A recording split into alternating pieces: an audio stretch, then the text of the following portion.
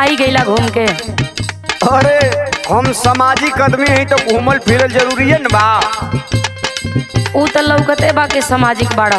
और काय में दूर आया आज ले बतौला ना ई के प्रधान प्रधान रोज प्रधान मैं प्रधान ई के प्रधान हो। अरे पगली तोके पता ना पूरा जिला जखनिया जान गई। वीरेंद्र प्रधान जी जौन मुड़ियारी कहवन वीरेंद्र भैया तो ही के ना पता है। सूते में उन्हीं के नाम जागत में उन्हीं का नाम। अरे तो हमारे दिल के बड़ा अजीज हुआ और मुड़ियारी गांव सभा में जवन विकास के गंगा बहुल आज तक ले केहू न कैल। आखिर उनके में ऐसा खासियत का बा तनी हम पूछा तनी बतावत। एकदम पूछा खूल एकदम बाएं बाएं बताई हमके बतावा रजऊ हमके बतावा रजऊ वीरेंद्र प्रधान के गुणवा।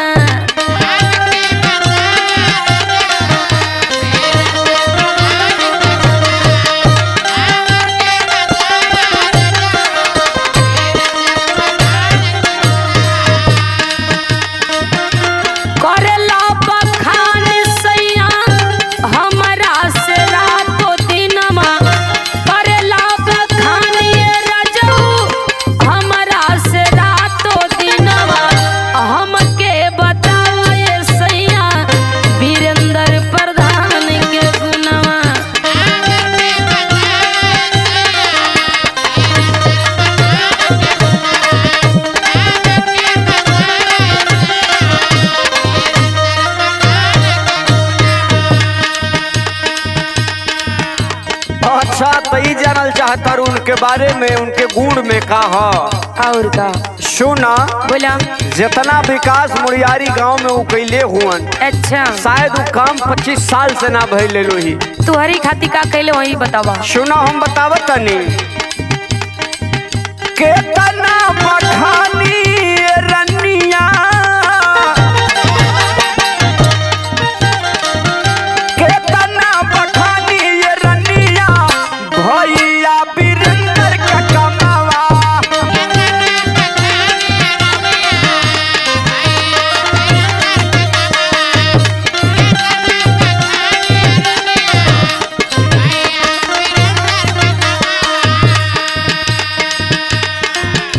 करेला विकास बहुत यही से सब लेला नमवा।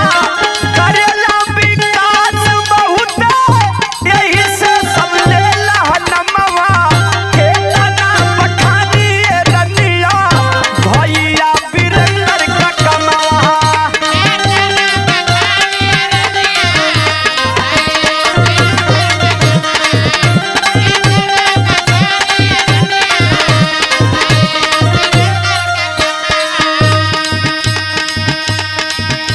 सुना बोला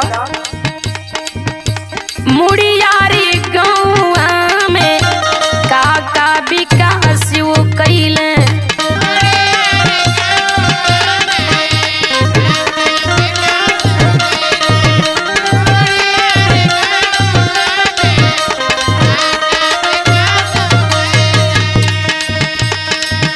सब ही कौन पर काहे विश्वास हो भइले।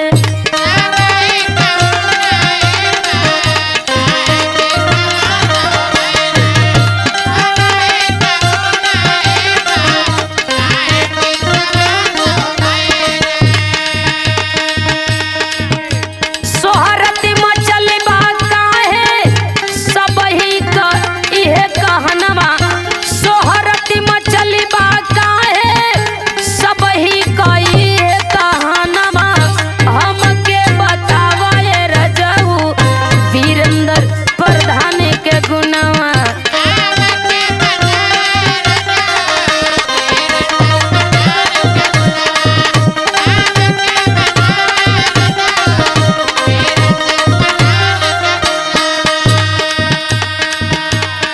मुड़ियारी ग्राम सभा का जो प्रधान जी भैया वीरेंद्र हुवन पूरा ब्लॉक में तहलका मचल है। गाजीपुर में तहलका मचल बा कि कोई प्रधान है तो वीरेंद्र यादव जी जो अपने गांव में विकास गंगा बहाने का काम कर रहे हैं। सुना का कैले हुवन, रहला अधूरा काम पूरा कई दिखावल हो।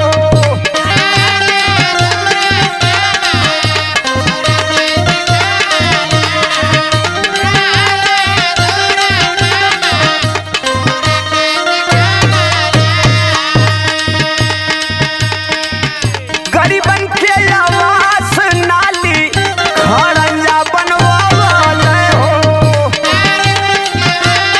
तमाम योजना का भरमार लगल है गाँव में।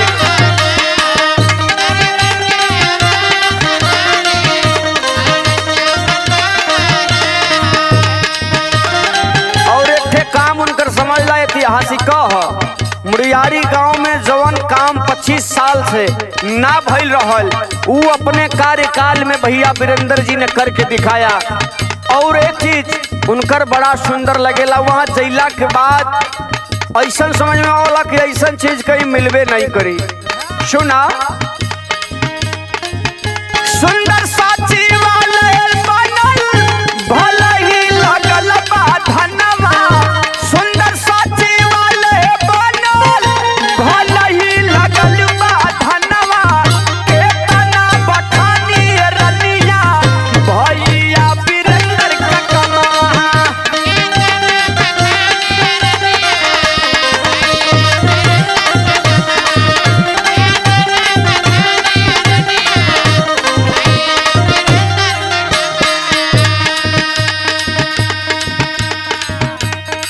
तब तो ठीक है ना बा। हाँ हो, गांव में जो गरीब असहाय हैं उनके लिए आवास, नाली, खड़ंजा, आरसीसी रोड, जो असहाय गरीब हैं उनके लिए कंबल वितरण और वृद्धा पेंशन, सारा काम करवाने का काम बड़े भैया वीरेंद्र यादव जी करते हैं। गरीबों के मसीहा हैं। सुना सुना सैया ले बतिया के मानी हो।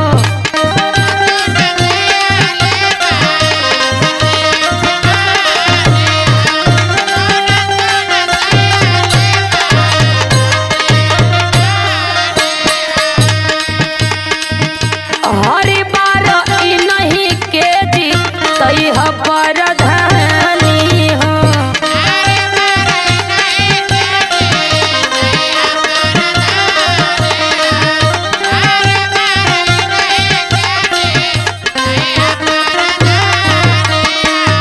सुंदरी करणी देखी खुशी बाटे हमरो मनवा।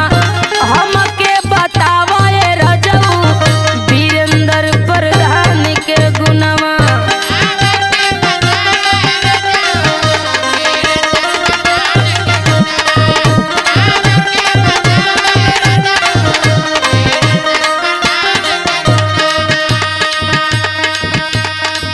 ई बात तो सही कहतारू हो।